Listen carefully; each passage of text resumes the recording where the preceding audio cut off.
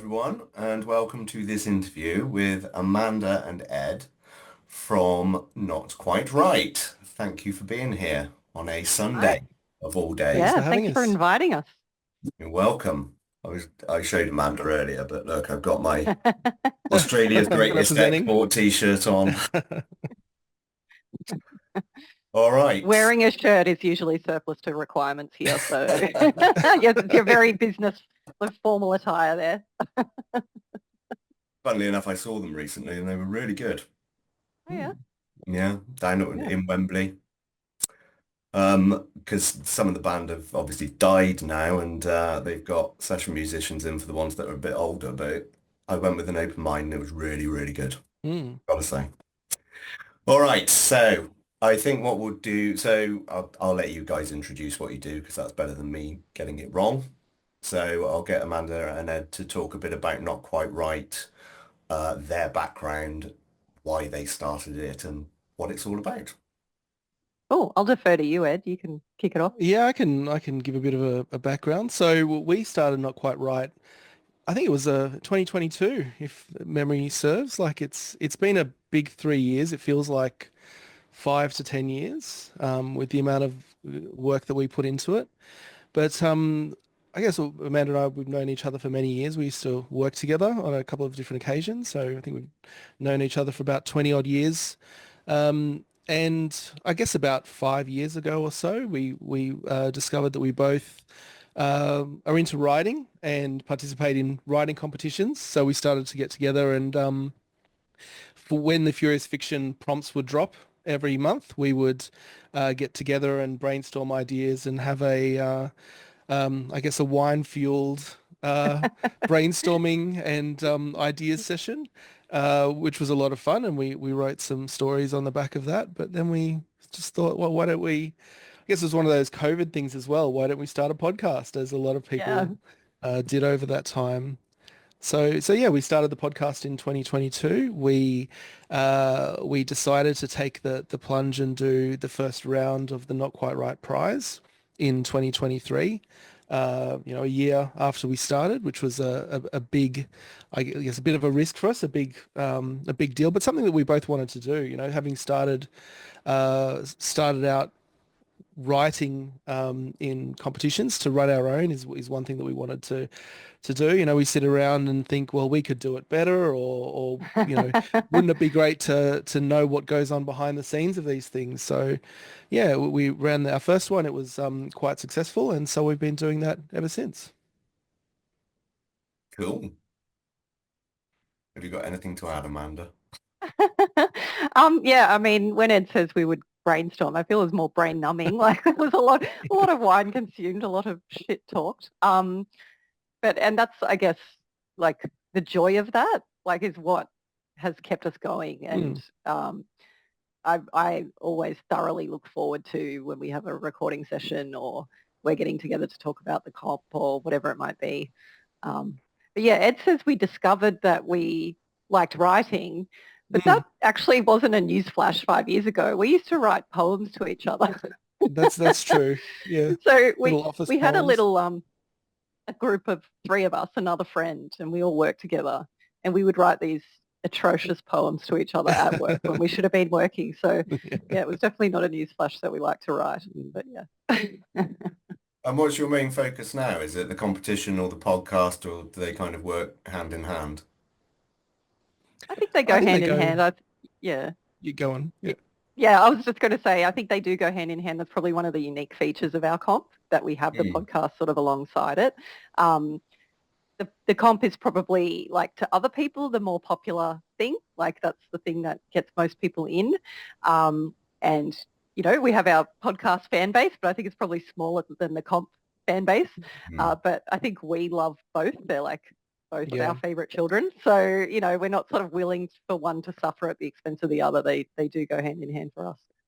Yeah, I think initially the plan was that we started the comp to promote the podcast, but now the comp has pretty much taken over a lot of Yeah. what we do for the podcast, and that's something that we want to, it's a matter of how much time we both have, but we would love to record like more regular episodes, that kind of thing, and have both the comp and the podcast give our time to both. But at the moment, the comp comes first a lot of the time. So how much time do you kind of sink into this as a project? It's not full time. I'm assuming you both Oh, it's totally full time. Yeah, It's it's full essentially full time on time. top of our full time jobs. Yeah. Yeah, with Yeah, a just little ask bit our of family. overlap, a little bit of cheeky, ooh, not quite right, slipping into the day job. Well, my employer I'd is never my admit to mum, that. so I get away with it. I work in my family business, so there's a lot of flexibility there. So it's not really an issue for me. It's more of an issue for Ed, I think, trying to um, Mm, define those different times. But it's all one big mess to me. It's all over the shop. yeah. Yeah, it is a lot of work and it's a lot of work. It's a lot more work than you'd expect. Podcasts and the competition, there's a lot of editing, there's a lot of reading, obviously critiquing, a lot of things that go with it, plus the website, plus, wanting to grow the competition and social media and advertising and that kind of thing. So it's also been a great learning experience, I think, for both of us, starting from pretty much zero and just building it up from there. But yeah, time is the major limiting factor for both of us, and we need to really like choose what we focus in on and on what we prioritize. And Then we what do silly stuff like I'll just be like, oh, maybe we should publish an anthology Yeah. when we're already time poor. I was like, that's a great idea. I I'm mean, sure Athena thinks it's a great idea. Amanda's strength is just diving headfirst into things without thinking. So she will just say, let's launch an anthology, let's do it, but she'll get it done. And it's a lot of work, but I think that's a really good quality to have. Yeah, Oh, I've got some first-hand experience with putting books together like that, and yes, it Mm, yeah. takes a lot of time, but it's very rewarding. And you run comps yeah. too, so you would have that experience as well, and Mm. yeah, firsthand how time consuming it can be. Mm. But the writers really appreciate it, I find, when you put them in a book. Oh yeah, like it's like that's what I think we're all sort of hoping for, really, ultimately. So Mm. Yeah, see our words in print. All right, I've got some pre-prepared questions, as you know, so we'll start mhm. working through them. There may be a little bit of overlap. I've seen a question in the chat as well from Oh Linda. yeah, from Linda. Let's deal with that first. What was it? Uh, It she, was, she did you said, "Did you invent a invent?" new... Yeah, go on. Yeah. Oh, I'll ask myself. No, I'll ask Yeah. you, Ed. Did you invent a new genre, flash fiction? No, it's the question is, did you invent a new genre, flash fiction? Flash Flash fiction. fiction. Oh God, yes, Yes. naturally. Yeah. We did. I think we did invent a new genre there, or at least we coined that term as far as I know. I think that was an outcome of some alcohol being consumed. And I think I may have said flesh instead of flash, and then the penny dropped on that one. But yeah, we're starting a new competition, like an erotic flash fiction or short story competition this year. Um, and we called it the Not Quite Right Prize for Flash Fiction. So we're very excited about that and be interesting to see where that goes. And was this another one of Amanda's brainchilds? I think I it's don't know. a I think we both just looked at each other and went, "Oh, that'd be fun. Let's do it." I think it's one of those things that someone mentioned as a bit of a joke. And Athena then might it have just even kind had of, some hand in that too. I think yeah, actually it just kind of gathered some encouraging us, momentum. egging us on. Mm. And have you actually run that yet, or is it just beginning? The entries are open, but it closes in August, 24th of August. So it's early days. We're getting regular submissions into that one. So we're curious to see how many we're going to get after, having that window open for 6 months. So yeah, we've got a nice big piece of judging at the end of that one as well. I But yeah, that's a reckon free competition. you'll get Yeah. swamped, I reckon. I think so, but we're getting help on that one. We've got some guest judges Uh, coming on board to help us out. So yeah, that was one of the things that we were a bit concerned about, trying to squeeze in another round of a competition with potentially thousands of entries, depending on the uptake there. yeah, there is a huge market that. There's Mm, there's another platform that I work with called Inkit. I don't know if you've heard of them. hmm. They're a German publisher. And the stuff that seems to come out of their platform is all Yeah. erotica and romance. and that seems to be the most popular anyway. It's always at the top of their reading charts. Yeah, Okay. that's right. No, no, All these we were different talking about communities. it. Yeah, yeah, very popular at the moment. Be interesting to see how that develops.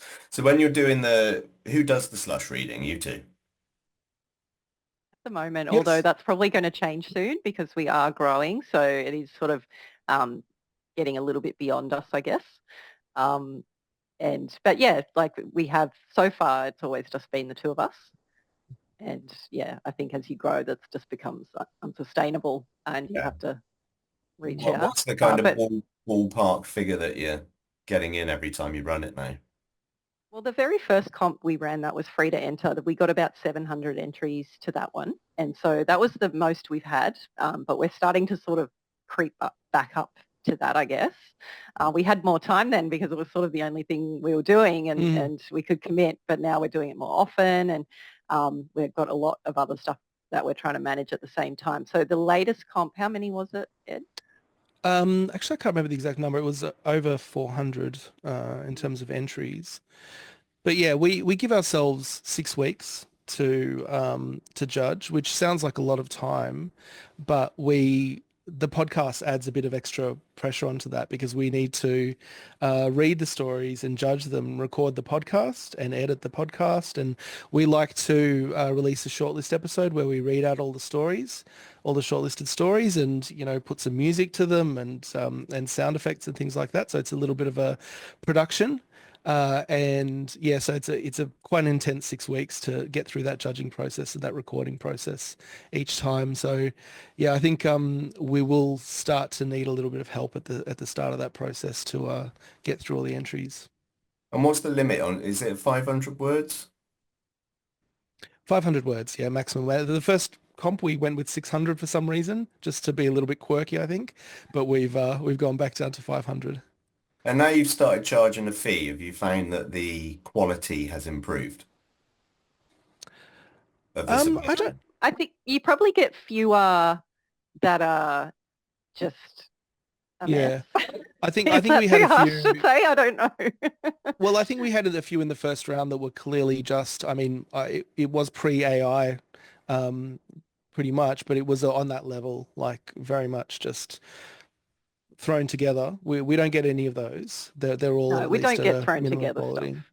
Yeah. Yeah, and I think too, what we got with the free comp is you get, and I'm not a big fan of this. I know a lot of people do it, but people who are just submitting things they've written for other Mm. Yeah.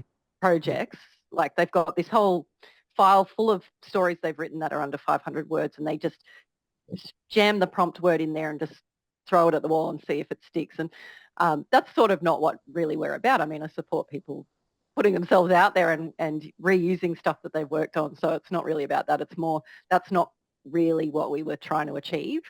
So we get less of that. Like I think it probably still might happen to some degree, but most people, they're quite committed to entering the comp and responding to the prompts and that sort of thing. Yeah, because you've got like a really short submission window, haven't you? You've got Mm.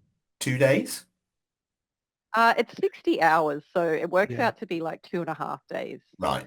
And you Yeah, you release the prompt at the beginning of that time window. So most people are writing their submission within 2 days. yeah. Yeah, so it's midnight on Friday Australian time. So No, midday midday. on Yeah, Friday Right. Australian time, and you have until midnight on Sunday. So, I mean, it is only 500 words, but I think that that format gives you a little bit of time to think about it on the Friday when you're at work, or whatever you're doing, and then maybe have a few drinks and chat with some people, and then, a day to write it and a day to edit and tweak. So, yeah, I think it's plenty of time for 500 words, but it also, the time pressure does add something to Mm. the whole experience. It gives you a little bit of, I don't know, adrenaline maybe for that. And this was based as well on our own experience writing for comps like Furious Fiction, New York City Midnight. So it all came out of that kind of world. And do you find a lot of people um, buy tickets or pay for their submission prior to the prompt being announced, or do they all just pile in at the weekend when you announce it? There's a bit of both. We It's yeah. Yeah, there's definitely like a late rush as well, and we've noticed as well more people buying tickets right at the outset or just after the prompts have been announced. But we do have a an early bird discount for people who, do take the risk and get in a little bit earlier. So, we want to encourage people to I guess make that commitment and to write a story. Because every competition I've ever been involved with, you get 50 to 60% of the submissions in the final couple of weeks, Yeah, or, it depends. I guess yours, because it's condensed into 60 hours, it's the final 10 hours, they all come in then. Yeah. they do. Yeah, that's Yeah, still the you get a case. lot in those final hours. But it's interesting too because obviously there's different time zones. People are entering from all over the Mm. world. So in Australia, you probably get a bit of a glut of people submitting before bed that night. You Mm. do get the few who stay right up till midnight and so on. But depending on where you are in the world, you might be just waking up to do some final tweaks and then submitting. Um, so I guess that's kind of a factor as well. Mm. And Linda's asked you come up with an anti-prompt. So do you want to tell us a little bit about that? That's kind of an alternative prompt, yeah? Yeah, so the anti-prompt is, I guess it's one of the ways we try to differentiate ourselves from the other comps and do something a little bit different. But uh, yes, thank you. We do have lovely room decor. That's, um, but yeah, so the anti-prompt is basically, so normally you get prompts like in writing this style of writing competition. It might be like a genre you have to write to or a setting that you have to include, or some cases might be a character you have to include, prompt words, all these different types of prompts that pop up in comps and just pop up in general anyway in writing circles. And I guess we were looking at that and we were thinking, well, how do we make this our own thing? And, we're not quite right. Like we're sort of a bit Hmm. off the wall, I guess, sometimes. And so we just came up with this concept and thought, okay, but what about if we challenge people to break the rules and like look at like we respect the writing rules. We do respect them. We think they're there for a reason, but we also love the idea of challenging that as well and maybe not um, being like so rule bound, understanding maybe why those rules Mm. exist, but then having fun with it and just like seeing what happens if you just throw that out the window kind of thing. And we do love judging it for that reason because the creativity is just amazing. I think it does inspire a next level of creativity in how people approach the anti-prompt. So some examples we had, Athena, what was yours? Was it cliches? Was it? Yeah. Okay. So it was break the rule, avoid cliches. And so, obviously we're told as writers, don't use cliche phrases, like you've got to be original in your prose and so on. And so we challenged people to break that rule.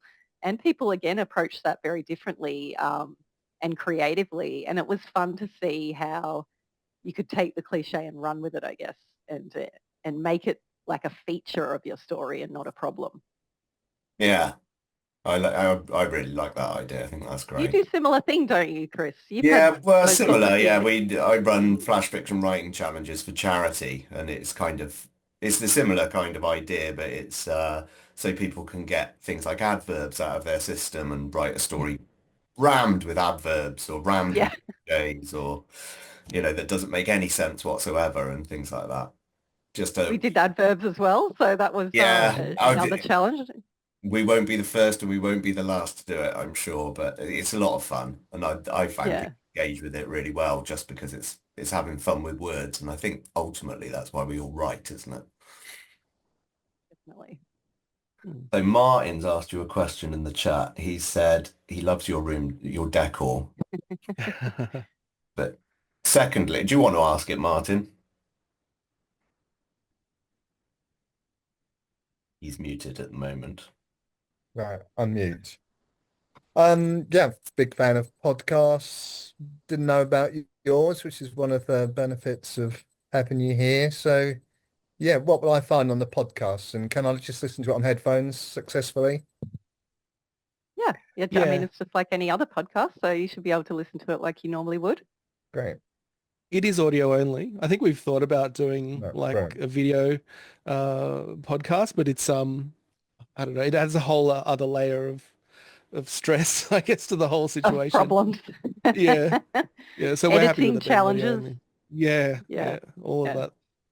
Great. I shall But look but up. what will you find? I guess like it depends because we kind of have a couple of different things going on in our podcast. So we have our comp related episodes. So we'll run a competition and then we will announce the long list for that competition on the podcast. But before we announce the long list, we go through like the stats of the comp, like the different creative approaches people have taken in that round. We talk about the anti-prompt, like what people did well, what maybe was a challenge where people fell down and the rule sort of, that proved itself to be helpful, like these kinds of things. We go through all of that, which I think as a comp entrant myself, I would love to know about the comps I enter. Like, who am I up against and what are their ideas? Is my idea original or is everyone writing the same thing? So we kind of try and answer that, I guess, for people. So that's following that, we do our shortlist episode where we actually read each shortlisted story, and there's 6, and like one by one, and that's how people find out they won. And so it adds wonderful sound effects of music. We do a bit of a dramatic reading of those stories all the way up to first place. But then, so that's the comp episodes. And then we also have what we call our regular episodes, but which are more rare than we would like, where we basically just talk shit. Yeah. We talk about writing. We talk about like media. We talk about like what's going on in the writing world, or what we've been watching on TV and how, like, what we can take from that. So it's a bit more of a relaxed discussion, I suppose, bit of a meandering discussion, but lots of fun for us anyway. We Mm. enjoy it. Great. Yeah, I think that was the concept of Not Quite Right, is that we didn't want to come into it being like a let's teach everyone how to write kind of podcast and present ourselves as, I don't know, an authority on all things writing. And it was more just trying to capture that casual discussion that we were having in our, in our evenings preparing for these writing competitions. So whatever we talk about, we usually do bring it back to writing and make it writing related, but we talk about plenty of other things. So yeah, just try to have fun. Do you get guests on, or is it just you two? We have we partner with our local writers festival, Words on the Waves, on the Central Coast, and through Words on the Waves, we have interviewed a bunch of authors. That's an annual writers festival, and so we interview authors for them. And we do have we did separate it out, Not Quite Right interviews, and there's some author interviews on that channel, I suppose. But again, purely for lack of time, I suppose that's not something that we do outside of the festival. It's just sort of targeted just specifically for that. So we've got that coming up in end of May, I think it is, this year. Yep. Coming up again. So another little batch of author interviews will be coming out then. Excellent. And Athena says you talk about Timothy. I don't know how to pronounce that. Chalamet? Chalamet. Chalamet, there you Yeah. go. A lot. We do talk about him a lot. He's very Somehow close he to our always heart. comes up. Yeah. What are your favourites?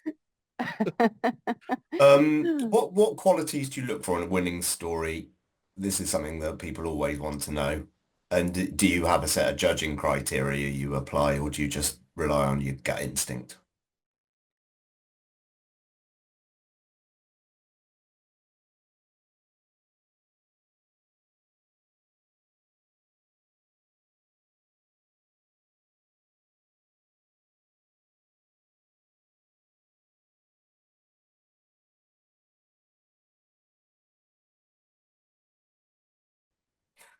Okay, so I got some questions from one of the Facebook groups I'm involved with, from people who subscribe to my newsletter. So I'll just quickly go through one of these. The first one's a bit long. It's from Alan Ryan, and he said, I have a big interest in mental health and storytelling poetry, both reading and writing about it. When it's good or bad, and the realities of people struggling, going through crap times, in or out of conflicts and coming through, or not, as the case can sometimes be. I have been inspired and consoled on many occasions by Chicken Soup for the Soul, which is a series of books that are widely varied, but most of them consist of inspirational true stories about ordinary people's lives. When a key mantra in short stories is show more than tell, what guidance or suggestions do you have about writing stories that spark and maintain an interest in readers, but include inner monologues, thoughts, and ruminations? And what is the best way to present them in a positive light? So I've paraphrased this into what I think Alan is asking, and he can tell me if I've got this completely wrong later. He is saying, what is the best way to include mental health in stories while maintaining a reader's interest and exploring psychological well-being in a positive manner, and also keeping show don't tell, that awful bit of advice, in mind? It's an I awful think bit of the fact advice, but it's also a necessary bit of It advice, isn't it? absolutely, yeah. It's Yeah, widely misunderstood, I think. That's the problem with it. it's yeah, and because I think we it's not mentioned. simple. Hmm. Sorry, Amanda, go on. I was just going to say, show don't tell. It's not like a simple thing. It's actually quite a big topic with a Yeah. lot of nuance. It's not one rule. So I think that's why people get quite confused about it. Hmm.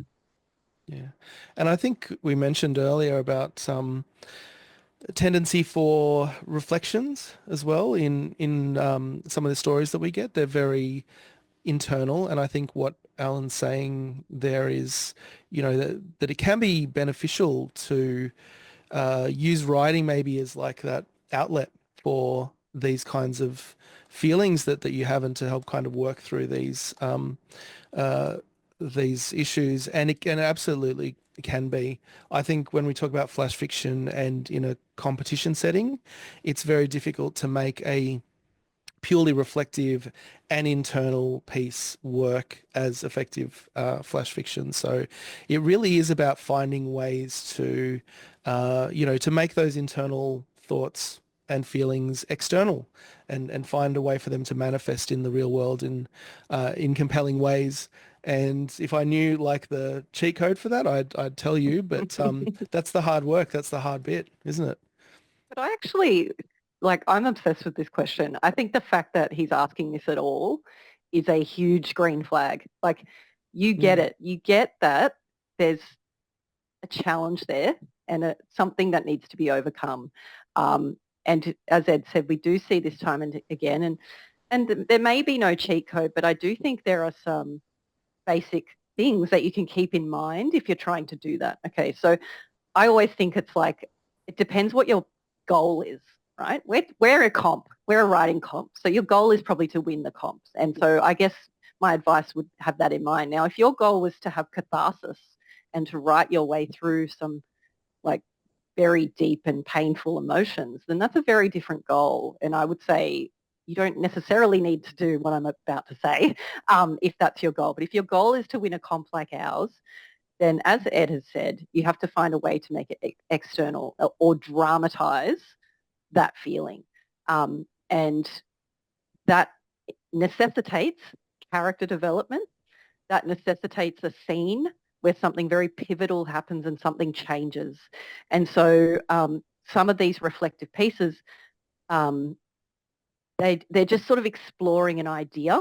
They're not so much delivering beginning, middle, end of a story with a climax and, characters who have conflict and all of these classic elements of story. And I could go on all day about all the many elements that a story should have to be successful.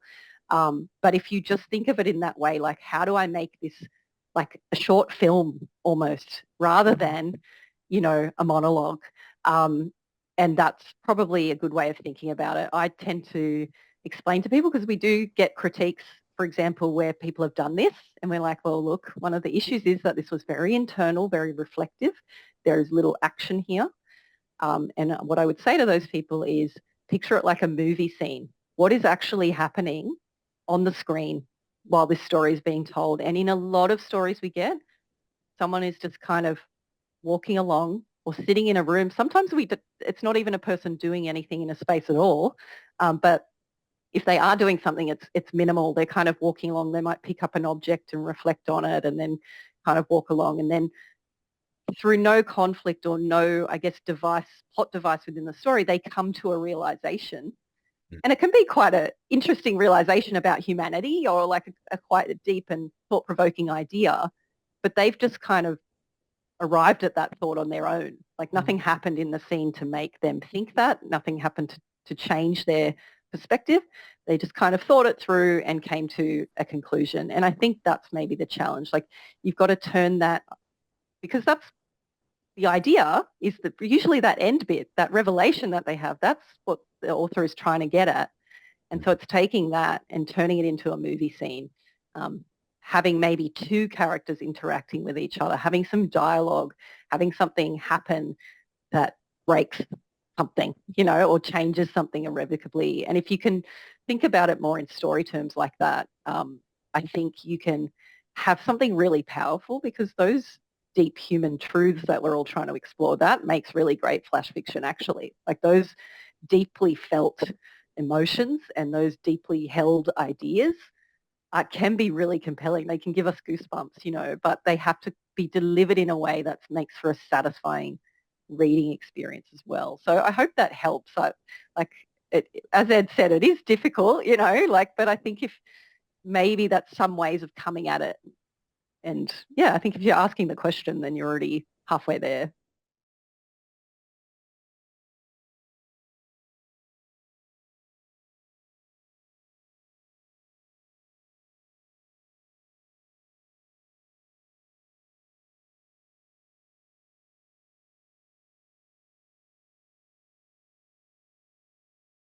Do you have any final pearls of wisdom for writers, especially for those trying to get their flash fiction published for the first time?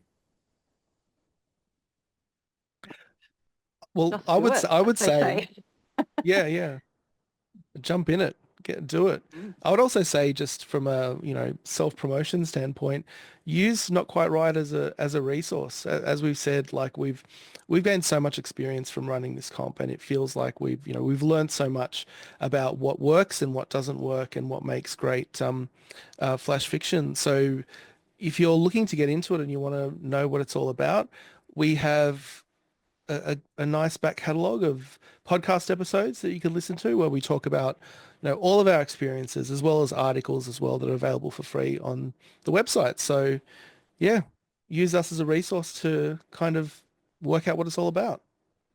I would say Um, too, I think flash fiction is, sorry, Ed, but it's yeah, quite different to other types of fiction writing, where the barrier to entry is maybe that little bit higher. I think getting flash fiction published isn't actually as hard as it might seem. The submission criteria on the various lit mags is quite open. So you go onto you hear about one that sounds good for you, it's up your alley, or you're up its alley maybe, and you look up their submission criteria, and it's stepped out for you what you need to do. And again, it just comes down to luck at that point. Like, did you connect with this human being who is reading your story? And the only way to do that, apart from just being a genius writer, is to just keep doing it, and just, I guess, don't lose heart, because again, just getting those rejections, it's inevitable. The best writers in the world get rejected constantly.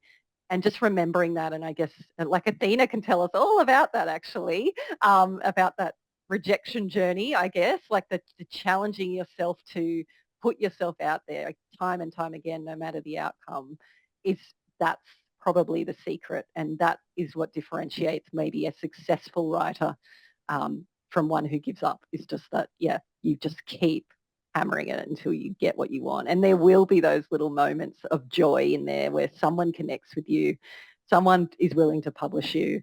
And it's, I don't know about everyone else, but I guess that makes it all worth it for me. And that's why we keep bashing our heads against this particular brick wall. So yeah, good luck. Good luck to everybody who does that. We're all in the boat together, I think.